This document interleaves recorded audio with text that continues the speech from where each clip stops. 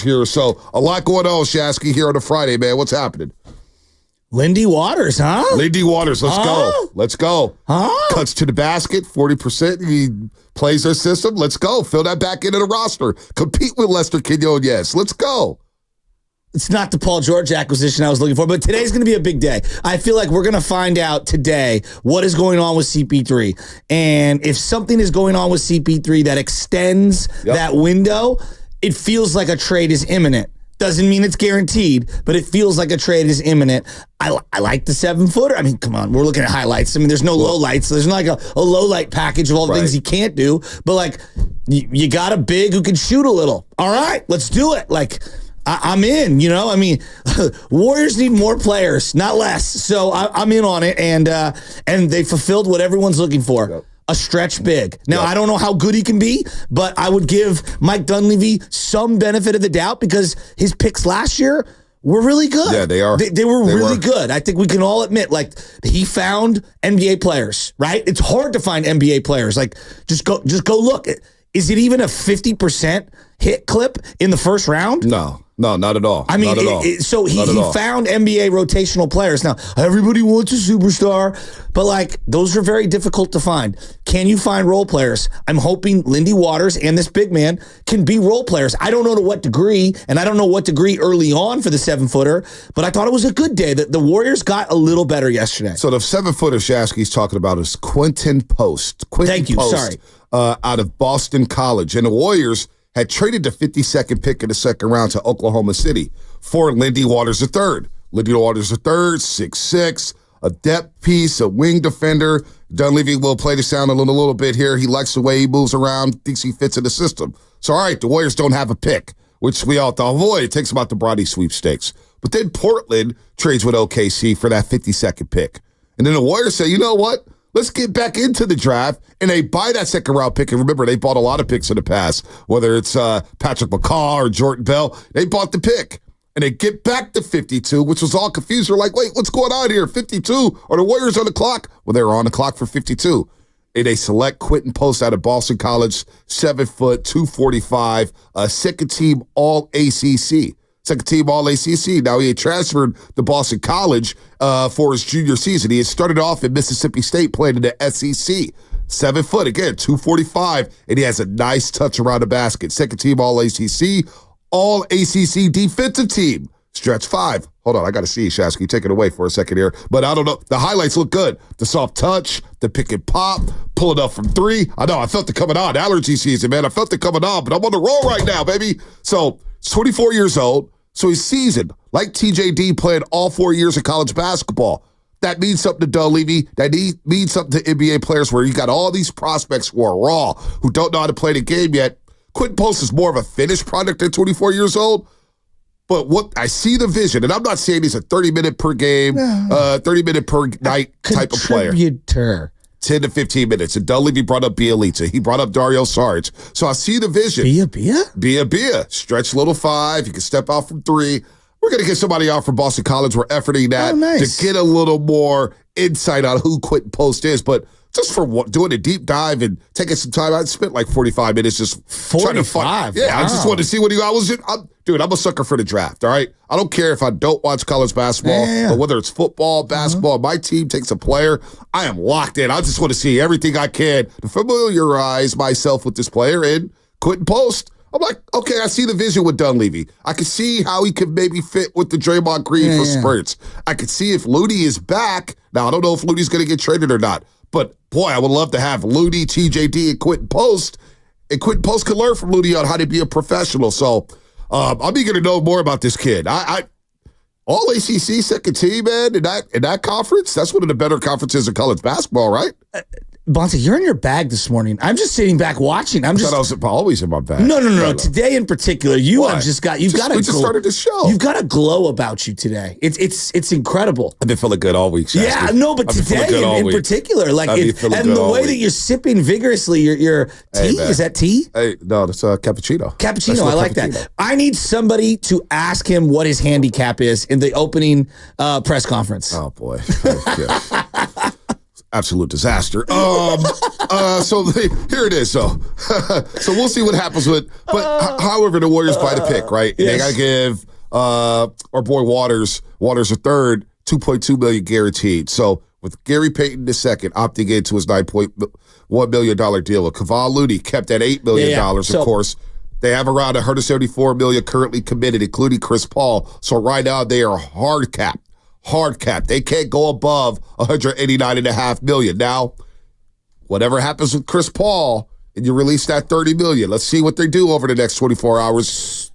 Let's see. So a variety of things. Number one, the fact that they bought this player and essentially bought the pick, I guess it's a twofold thing. Right. Like this was the ammunition that I was talking about earlier this week. And again, this is a lower level deal, but these are the small things that this ownership group has done. So when I hear people say, Lacob doesn't want to win, it's like, are we keeping record of this? Because this is not what other teams are doing. Other teams are not buying picks back and buying players and adding to the payroll and putting themselves right up against it. Like I think we've been not you and I and not most Warrior fans, but I think the big Lacob cynics out there refuse to acknowledge moves like yesterday. Yeah. Now, it might not work, Monte. He might not be a player. I mean, he might be more Brad Wanamaker than he is, Otto Porter Jr. But the fact that they're swinging on things like this and then go out and buy another pick, essentially, like this is the war chest that this ownership group has done. And listening to Kirk Lacob yesterday on with, I believe it was Steiny and Guru. He was really good. He took a shot at us for the Warriors World Tournament. It's pretty good. I thought he was taking a shot at me. I'm like, wow, Kirk, what have I done? Always comes back to you. But good. And now finding out that Fitz isn't really a big fan of mine, that made me feel sad. That's not true. But when he said that he believes that they can win another championship with this core, I think I interpreted it Draymond and Steph without Clay. But I also, read between the lines, and it felt like to me, they know that they need to retinker the chunk of the roster. Yeah. And so I thought yesterday was a small step in that direction to try to retinker it. So you're looking at this thing like right now and you go, like, how many guys can contribute throughout the regular season? Well, I know TJD and Pods can. I still believe Moody's going to be a part of something, either Moody or Kuminga, depending on the right deal. So I'm going to say one of those two youngsters are going to be in there. I don't know about Kevon. I don't know about GP2. Could be part of a package. Yeah, I don't know. I believe it's Draymond in the mix with the team and Steph Curry. Who else? We'll see. Like Today's Wiggins? I don't know. Today's a big day. Right. Now, Wiggins could be moved for something. Clay may not be back.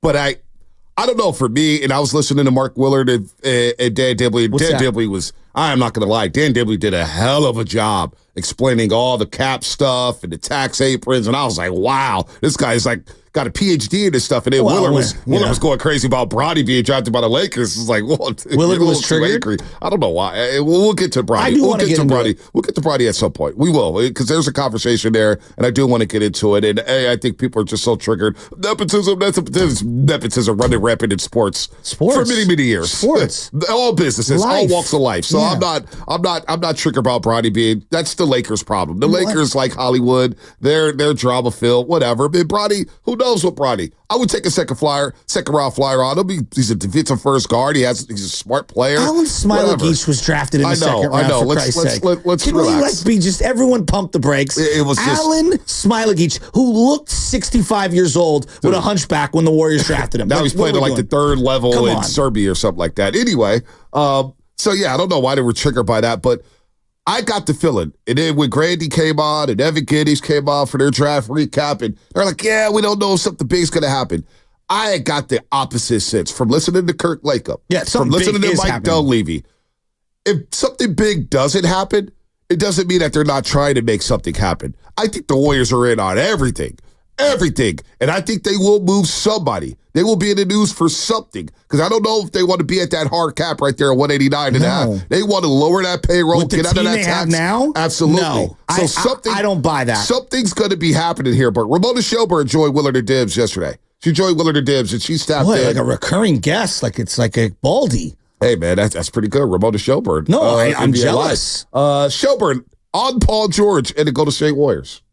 I had somebody pretty close to this describe this is more of a long shot, just because it's complicated, right? And, the Clippers, they don't have to do anything. They can just sit back and kind of dare him to leave. If they know their guy and they think he really just wants to stay in LA or stay on the West Coast, they don't have to trade him anywhere. The only thing that gets a little weird is if he opts in, and then we'll know that by Saturday, right? That's the opt-in day, the 29th. So if he opts in, then you go, well, that's kind of interesting. That he can still do the extension with the Clippers. Then he kind of comes off the board for the cap space teams, unless they do a sign-and trade there. I think the Warriors obviously have interest in that. So that's Ramona Shelburne, Paul George. By the way, great reminder here from 510 Xfinity Mobile Text Line. Warriors did sign Reese Beekman on a two-way deal from Virginia, a defensive stalwart, the two-time defensive player of the year in the ACC. So I see the vision there, get a little perimeter defender. I don't know how much of an impact he's going to have, but get a flyer on him on a two-way deal. We'll see. You had Gary Payton II on a two-way deal once upon a time, and he helped you win the championship. But back to Paul George. Ramona Shelburne saying, it's looking like a long shot. And I agree with Willard in this sense. When you hear a name publicly for so long, linked to a team, it tends to not happen. The trend is, I don't know. Carmelo out in New York was leaked for a year and a half. That's one. There's a couple. Okay. But for the most part, I believe Kevin Durant if you look to at the the history, Nets felt like it happened for a year. Well, they were talking about the Knicks for a long time. Well, it was New York. It was the Knicks for a long time, right. and there was other things. So no, I'm just saying. I don't know. To me, it feels like for the most part, we hear these things, and it may not happen. Now, Paul George may happen. Who the hell knows? But maybe there's somebody else on the block that we don't know about. Like? I don't know. I thought you had something in your back pocket. No. I don't know anything. Because, again, the other day we thought about Mikal Bridges. I didn't think he was on the block. I thought Brooklyn was building around him. And then, he gets moved to the New York Knicks. So there could be a name out there that we're not even thinking about that may be on the move. So let me throw one at you. Everybody wants a mobile big who can stretch a little. I mean, are we sure Memphis is tied to Jaren Jackson Jr.? Feels like they are.